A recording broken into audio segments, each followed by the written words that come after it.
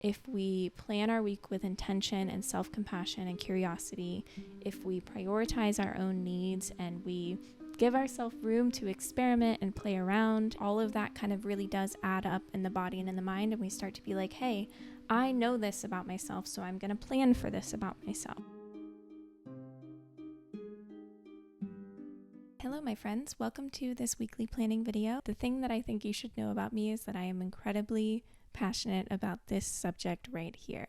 I love planning. I love learning from artists and creatives how they got something done, how they got from point A to point B, and the system or the ritual that I'm going to show you today is essentially everything I've ever learned about planning balled up into one. I'm going to be using a tool called the desktop organizer. You can try this exact process in any tool you want. The tool itself is not the solution. The tool is just a tool. All right, so I'm not going to get too into the notion-y bits of it, but you can see I'm in my desktop organizer. I'm going to my weekly agenda, and I'm just opening up a new weekly planning session for me today. So the first thing that we always do in weekly planning is we reflect on last week.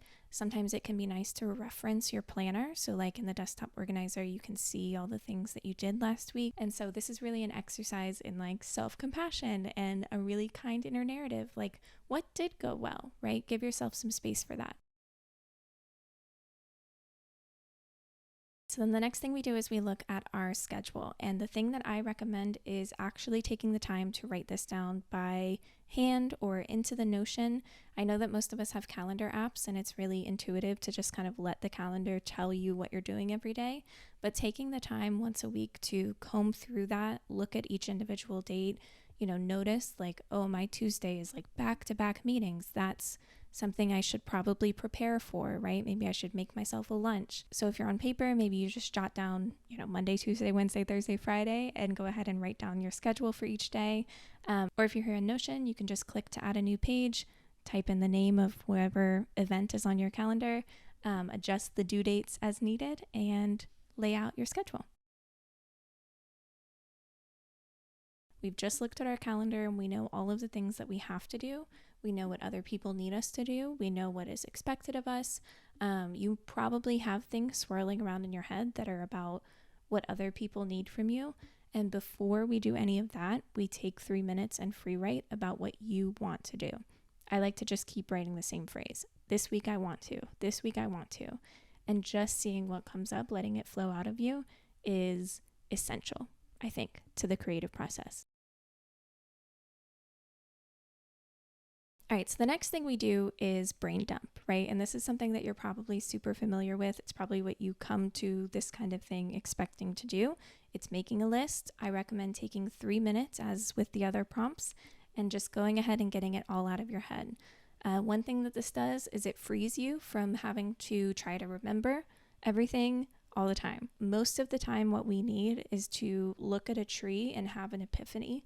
And it's really hard to look at a tree and make some weird random connection between like that documentary you watched in 2009 and the book you're reading right now and that thing your friend said the other day and that artwork you saw in the gallery, and then come to a really original or beautiful or expressive idea when we are walking around going, oh my God, I have to do my laundry and I need to call this person back and I need to send the email. I can't forget to send the email, right? So yes, we take 3 minutes to brain dump everything out in this process.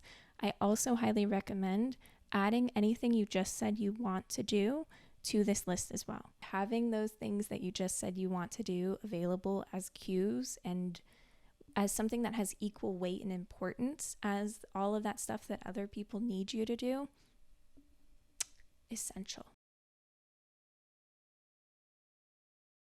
So once you've made this brain dump list, we want to move back into journaling from that point. The first question I always recommend starting with is, what do you actually need to accomplish this week? For me, the word actually here kind of acts like a cheesecloth. So we're taking that list and we're like squeezing it in a cheesecloth and we're saying, what actually matters? What is actually really important? And for me, this question sometimes turns a little spiritual. Like I'm like, I need to like be one with the world. I need to remember that I am not the only one who's trying, right? It turns into like affirmations. Sometimes it gets really practical. I actually need to drink water and go for a walk and be nice to myself. And sometimes it turns into like, wait, I actually need to remember that that project is due in 2 weeks. And I didn't even put that on the brain dump list because I was so concerned with whatever feels urgent right now. So yeah, here's another opportunity to pause, take 3 minutes and free write about what you actually need to accomplish this week. And then the next thing we do after thinking about what's actually important is we just think about, again, free writing, whether you're doing it on paper or in Notion. We think a little bit about priorities. So we give ourselves 3 minutes to free write about what your priorities are right now. If you don't know what they are, maybe you just start giving yourself credit, right? You start saying, I'm really proud of myself for this. I'm really glad that I've been doing this so often. I'm really struggling to do this, but I really want to do it, right? All of those answers might give you a sense of what your priorities are right now, and maybe also what you might need to prioritize or want to prioritize. This is also where I like to answer the question, what is the least complicated next step? So what is the itty bittiest, tiniest next thing you can do? Not a project, not a bunch of tasks, hiding in a trench coat, pretending to be one. Actually, what is the least complicated next step? What is the tiniest little next thing you can do in the direction of these priorities? That all happens in this prompt. And then once we've kind of journaled on our reflections on those two priorities, what really becomes important is then applying that reflection to our brain dump list, right? We've kind of Mod Podged and sludged all of the stuff in our head onto a list, and we want to be able to organize that and assign days to it, right? We want to know when we're going to have that cue. And so in Notion, I'll show you on the screen what we do in Notion just really quickly. I move the list itself into a database, and I have daily pages so I can assign each task a day that I want to do it, and then I can just open up a Monday page and see it. But if you're working on paper, or in like a journal, you could do the same thing. You would just write out, okay, on Monday, I'm going to do this task. On Tuesday, I'm going to do this task. And the other big thing that I like to do here is choose a top 3 for the week. So in Notion, I just assign 3 tasks the priority of top 3 for the whole week. That shows up on my like weekly agenda page too. But, if I were working on paper, I would just highlight or star or write, top 3 and just kind of list those tasks. And the biggest thing about the top 3 for me is that it gives me what I like to call a good enough threshold. So like if nothing else, right? If a magician came tomorrow and a witch said, I will give you this, but you can only do 3 things this week, and I were forced with that kind of constraint, what would be the 3 things I would choose, like actually?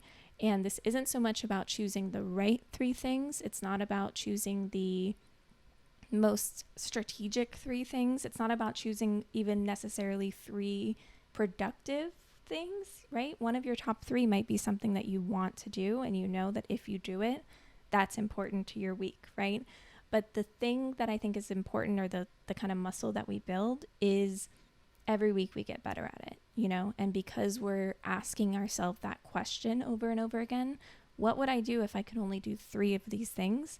We do get better at prioritization over time.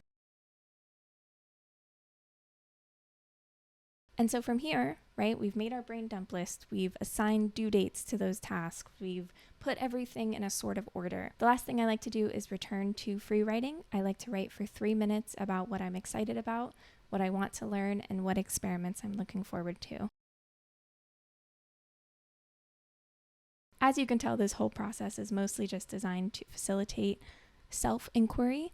I hope that it's been able to do that for you. Thank you for watching, and if you have any thoughts, or if you tried this out, or if there's a way for me to present this in a structure here on YouTube that feels more intuitive or easy to follow, please let me know.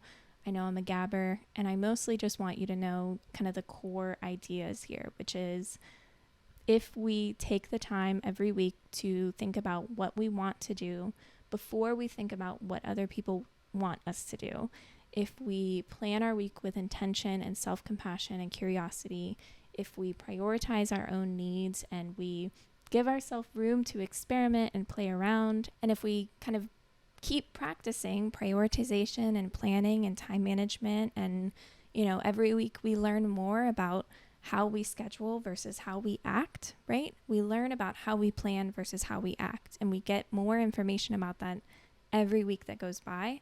And all of that kind of really does add up in the body and in the mind. And we start to be like, hey, I know this about myself, so I'm going to plan for this about myself. And that is where I think a lot of like real creative momentum gets unlocked. So, yeah, I hope it's helpful. Thanks for watching, and I'll see you soon.